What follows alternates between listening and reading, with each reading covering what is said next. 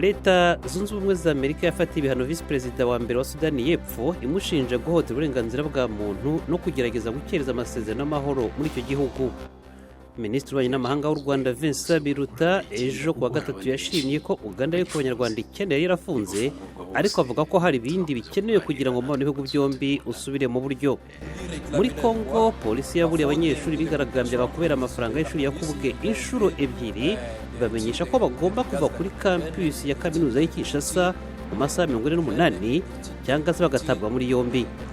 Ba minisitiri w'ububanyi n'amahanga b'Ubufaransa, Misiri, Ubugereki n'ikirwa cya Chypre bumvikanishije ko batishimiye icyemezo cya Turukiya cyo kohereza abajyanama mu bya gisirikare mu gihugu cya Libya.